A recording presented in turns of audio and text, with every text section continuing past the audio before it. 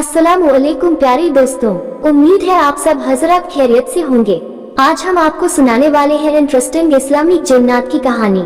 लखनऊ के पहले दिनों की याद। नवाब नवाज अली अल्लाह को प्यारे हुए तो उनकी इकलौती लड़की की उम्र ज्यादा से ज्यादा 8 बरस थी। एक हरे जिस्म की, बड़ी दुबली पतली, नाजुक, पतले पतले नक्शों वाली गुड़िया सी। नाम उसका फरखंदा था। उसको अपने वालिद की मौत का दुख हुआ, मगर उम्र ऐसी थी कि बहुत जल्द भूल गई। लेकिन उसको अपने दुख का शदीद एहसास उस वक्त हुआ जब उसको मीठा बरस लगा और उसकी मां ने उसका बाहर आना जाना कतई तौर पर बंद कर दिया और उस पर कड़े पर्दे की पाबंदी आयद कर दी। उसको अब हर वक्त घर की 4 दीवारी में रहना पड़ता। उसका कोई भाई था न बहन। अक्सर तन्हाई में रोती और खुदा से ये गिला करती कि उसने भाई से उसे क्यों महरूम रखा और फिर उसका अब्बा मियाँ उससे क्यों छीन लिया। माँ से उसको मोहब्बत थी, मगर हर वक्त उसके पास बैठी वो कोई तस्कीन महसूस नहीं करती थी। वो चाहती थी कोई और हो जिसके वजूद से उसकी जिंदगी की यकाहंगी दूर हो सके। वो हर वक्त उकताई सी रहती। अब उसको 18वां बरस लग रहा था।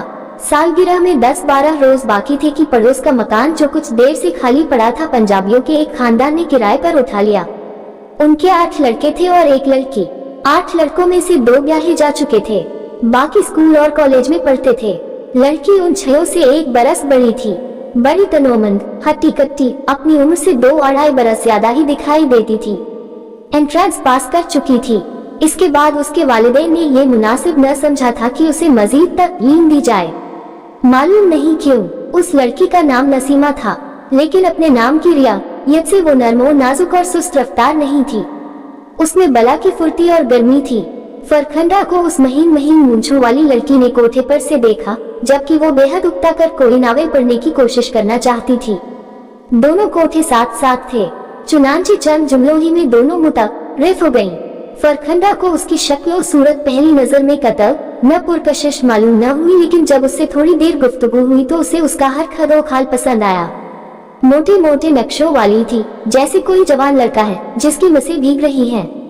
बड़ी सेहतमंद, भरे भरे हाथ पांव, कुशादा सीना, मगर उभारों से बहुत हद तक खाली। फरखंदा को उसके बालाई लब पर महीन बालों का गुबार खास तौर पर बहुत पसंद आया। चुनांचे उनमें फौरन दोस्ती हो गई। नसीमा ने उसके हाथ में किताब देखी तो पूछा, ये नॉवेल कैसा है? फरखंदा ने कहा, बड़ा जलील किस्म का है, ऐसे ही मिल गया था।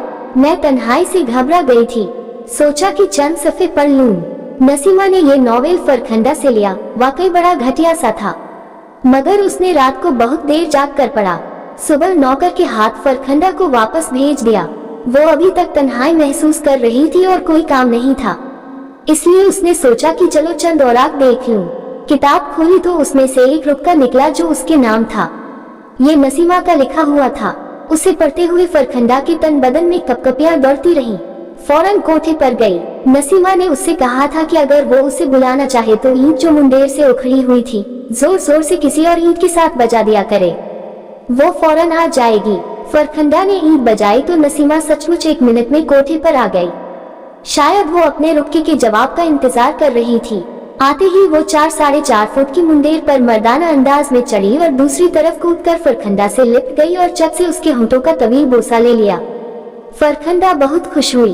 देर तक दोनों घुल मिल के बातें करती रहीं। नसीमा अब उसे और ज्यादा खूबसूरत दिखाई दी। उसकी हर अदा जो मर्दाना तर्ज की थी इसे बेहद पसंद आए और वही फैसला हो गया कि वो तादम आखिर सहेलियां बनी रहेंगी।